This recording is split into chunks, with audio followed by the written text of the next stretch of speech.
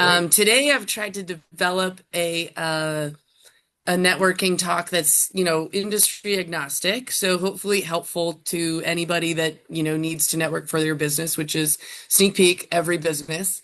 I've also so excited to have Damon Sheppard here, who is the Thank you. business unit leader for, what do you call it? Office leader.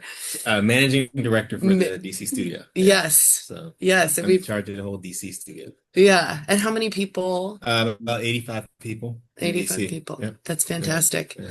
And we've known each other a long time. And so what we've done is we've set up this kind of like just a front end tips and tricks for basic networking. And then we'll dive into just a quick conversation about, you what our networking lives have been like over many years. Even though networking can kind of feel like this nebulous thing that's hard to define, and it is, but like the point is, you've been doing this all the time, right? Like you're probably your whole life in ways you didn't even realize. So we wanted to just highlight that for you. I would define networking as creating trust through repeated connection and support. It is not about collecting business cards or, quantity of people that you can reach, right? You really want to create those trusting relationships where you can call your friend on a Saturday and say, "Can you be in this thing on Wednesday that I want to do and talk about networking?" And he says yes, because he trusts me. So that's really where we're starting from. And so again, large events, how to find find success, I think is what I was trying to write, in finding quality connections in a sea of people, and then on one-on-one meetings, how to follow up with successful targeted interactions. And just starting from a big picture, I think in our world, we tend to gravitate towards a number of industry specific organizations, which likely exist in almost any business that you're working out of. There are a few that are incredibly helpful, I think, for almost any business that you have, whether you're a small B2B or B2C. Or then as you grow, it's also, I've found beneficial. Board of Trade, Chamber of Commerce, Leadership Greater Washington. So when you're getting ready for a large networking event, I would say, business cards are still a thing, although I have not brought one to a business meeting in a very long time. I tend to just tap my phone, link in with Yeah. people, or, you can send your contact info pretty easily. I've also found that, if you can just link in the moment, then you have that connection forever. You can always get back to it. So that would be my biggest, as far as business cards are concerned. Definitely name tag is important. Hopefully it's printed for you. If it's not, make sure it's legible. If you have bad handwriting, have somebody else write it for you, but you want people to be able to see.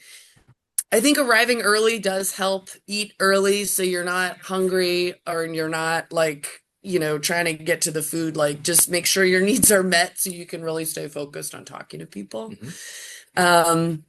Um, yeah, be front and center. Maybe wear something fun that allows people like an easy entree to like start a conversation with you, like fun hat, fun pin, I don't know, whatever it is. And then yeah, be ready to move around. And we'll have some tips on how to do that I'll successfully. just add one thing about the business cards. If you are collecting business cards, I think it's also an opportunity to just take notes.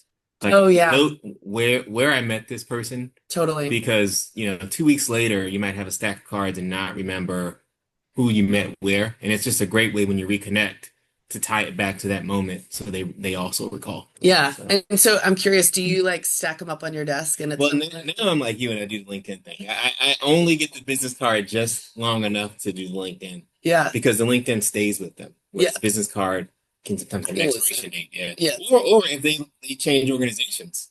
True. Yeah. That's so true. Yeah, I was just doing some cleanup and it's amazing how many people move Mhm. around and it's good to keep in touch, of course. This has been a little bit of a discipline for me, but essentially it's a digital thing you put on your phone. I don't know if you guys can make this out, but you can essentially scan the card immediately and it does OCR and gives you their details. But I get what's being mentioned about cards being less useful or after the time.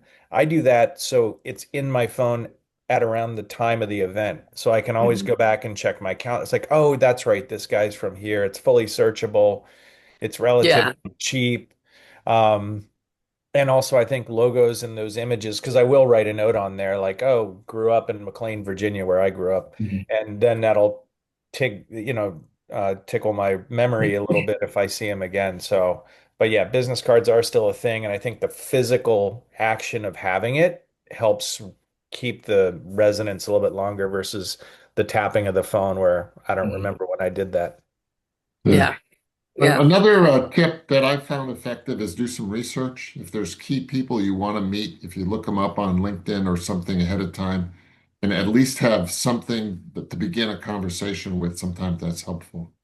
I would always make sure you have your email, your phone number, your LinkedIn pathway, and then I think you can make your V card to have your like the logo of your company, should you have that as well. I think LinkedIn might even have like a QR code option Yeah, oh yeah, where LinkedIn you does have a QR and code. then that way you can just curate the information you want on your LinkedIn, and there's always contact details Yeah, that you can include there as well. So yeah. I Okay. think I've done a LinkedIn thing for the 100 entrepreneurs as well, but that could be another follow on. There's so much to know about like LinkedIn these days. It's always evolving. So etiquette, this is basic stuff. I think you all know this, but it is important, I think, to reiterate. It's just, a good rule of thumb is what would grandma think maybe of the language that I'm using or topics that I'm bringing up. You kind of want to keep it um, correct, keep it politically correct. So eye contact, people remember you a lot more about your, demeanor, your eye contact, that connection that they make with you than anything that you're actually saying, right? It's always good. Shake the hand, hi Tom, have the conversation. Tom, handshake, so nice to meet you. So that is going to help you to remember their name. And then they always like to know that you've remembered their name at the end of the conversation. That goes really well. And then always listen more than you talk. I think that, if they learn nothing about you, that's a risk. But, I think, learning more about them is the best way that I've always operated in these kinds of situations. That they ask about you, great, but always make it about them. Um, and then obviously, don't interrupt. I don't even think we really need to say that. But yeah, and then I've always tried to operate of like being inclusive, like at these big events, like, you never know who's the person who's like kind of standing there not knowing what to do. Like you can't really fail by including others. And I've got some tips on getting out of conversations, so hold on that, I need that one too. Okay.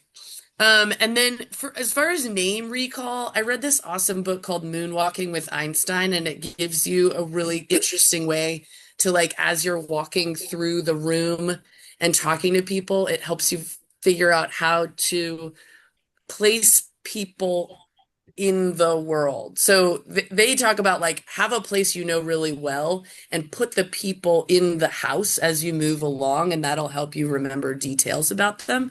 What I do is when I meet somebody, I try and think like I'll be like I think one of the first times I met Damon, we realized that he lived not far from me. So in my mind, I put him there with his wife and his kid, and like that just helps me remember details about him.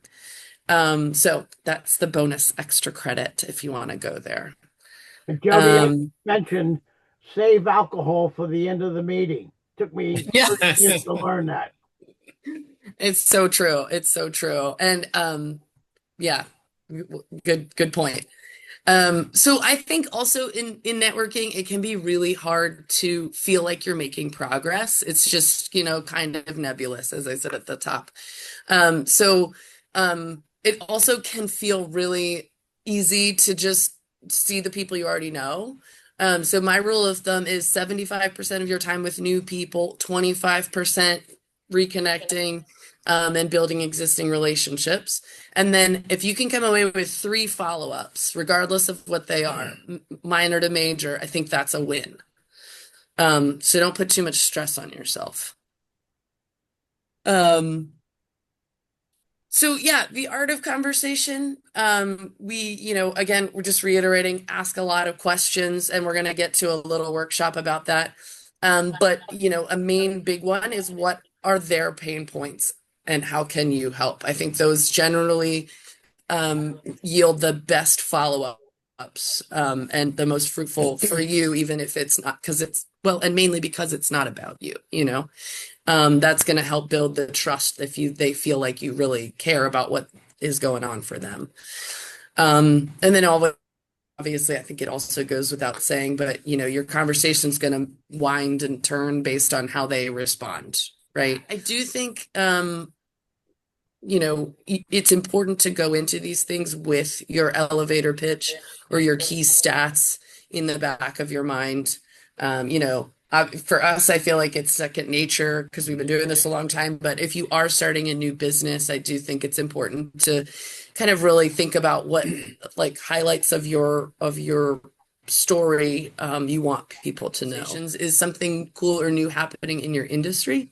So like in construction, you know, I love to talk about mass timber. So maybe I'll come up like with the coolest thing that's happening in there, or, you know, a neat building, you know, prefab or whatever. I mean, you have, I'm sure, some as well, but yeah. Yeah. I mean, one thing I will add here too, just in terms of building your story and ammo, is the more you can be intentional about making sure it's something you actually personally care about too, that comes across when you talk about it, right? And it's not just this kind of nebulous thing that you think they want to hear about, and you the point you want to get, like, be genuine and be real to yourself in telling those stories too. Yeah, absolutely. Yeah, and just the second bullet here, which I think we've kind of said, but like how your company stands out, what's different, and in a lot of cases, obviously, I think the veteran ownership is obviously a great place to start. The smooth exit. We've all found ourselves in places where, you know, we feel like we need to get out of, because it's wasting time, or it's just not a genuine connection, or, you know, there's nothing there. So, you know, my advice is wait for a breaking conversation. Add in somebody new. Have you know, did you get a chance to meet so and so? Blah blah blah. Here, I'm gonna let you two talk. Bye. You know, obviously if you're hosting, it's easy to say, oh, I gotta go refill the drinks or whatever. Or I have to go to the restroom. That's always popular. And then, you know, I'm gonna grab a bite. You can obviously, I think people generally accept that a business card exchange is the end of a conversation, can be. So that's always a good way to kind of wrap it up.